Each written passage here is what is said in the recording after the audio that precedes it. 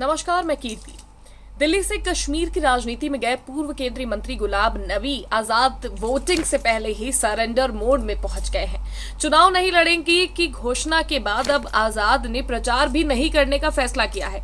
वैसे तो आजाद ने इसका कारण स्वास्थ्य बताया है, लेकिन ऐन चुनावी वक्त में उनके इस ऐलान के अलग ही सियासी मायने निकाले जा रहे हैं। श्रीनगर से लेकर दिल्ली तक सियासी गलियारों में एक सवाल पूछा जा रहा है कि क्या सच में स्वास्थ्य की वजह से ही आजाद ने कश्मीर से दूरी बना ली है। 2022 में कांग्रेस छोड़ने के बाद गुलाम नबी आजाद ने खुद की डेमोक्रेटिक प्रोग्रेसिव आजाद पार्टी बनाई थी। आजाद ने अपनी पार्टी में उन नेताओं को जोड़ा जो कांग्रेस या अन्य पार्टियों से नाराज चल रहे थे। शुरुआत में कहा गया कि आजाद की पार्टी घाटी की अधिकांश सीटों पर फोकस कर रही है। आजाद ने भी कश्मीर में पूरे दमखम से चुनाव लड़ने का ऐलान किया था। 1970 के आसपास राजनीति में कदम रखने वाले गुलाम नबी आजाद जम्मू कश्मीर के पूर्व मुख्यमंत्री भी रह चुके हैं। इसके अलावा आजाद केंद्र की कई सरकारों में मंत्री भी रहे हैं। आजाद 2014 से 2021 तक राज्यसभा में भी नेता प्रतिपक्ष रहे। कांग्रेस के भीतर आजाद की गिनती शीर्ष नेताओं में होती थी। पहले लोकसभा और अब फिर विधानसभा नहीं लड़ने का नबी ने जो फैसला किया है उस पर बात करते हैं। मार्च 2024 में जब लोकसभा चुनाव की घोषणा हुई थी तो डेमोक्रेटिक प्रोग्रेसिव आजाद पार्टी ने गुलाम नबी को बारामूला सीट से प्रत्याशित घोषित किया, लेकिन नाम ऐलान होने के कुछ दिन बाद ही आजाद ने चुनाव नहीं लड़ने की घोषणा कर दी। इसके बाद चुनाव में आजाद की पार्टी की तरफ से 3 जगहों पर उम्मीदवार उतारे गए।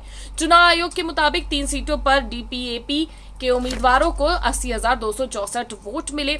तीनों ही सीट पर आजाद की पार्टी के नेताओं की जमानत जब्त हो गई। इसके बाद गुलाम के विधानसभा चुनाव लड़ने की अटकलें शुरू हुई। कहा गया कि वो अपने पुरानी बदरवाह सीट से चुनाव लड़ सकते हैं, लेकिन विधानसभा चुनाव की घोषणा होते ही आजाद ने मैदान में नहीं उतरने की घोषणा कर दी। जम्मू कश्मीर में पहले चरण की सीटों के लिए चुनाव प्रचार शुरू हो गया है।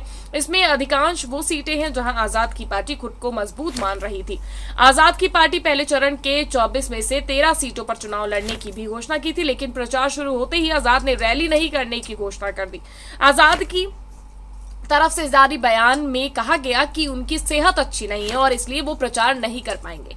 आजाद ने अपने नेताओं से अपील करते हुए कहा कि अगर आपको पर्चा वापस लेना है तो ले सकते हैं। तो क्या चुनाव राजनीति छोड़ेंगे ना गुलाम नबी को लेकर इस बात की भी चर्चा तेज है। इसकी वजह 2 है। पहली वजह गुलाम नबी आजाद की उम्र। गुलाम वर्तमान में 76 साल के हैं और कश्मीर में अब तक अगली बार चुनाव होंगे तो उनकी उम्र करीब 80 के आसपास रहेगी। दूसरी वजह उनकी राजनीति रही है। गुलाम नबी करीब 20 साल तक कांग्रेस में राज्यसभा के जरिए ही राजनीति की।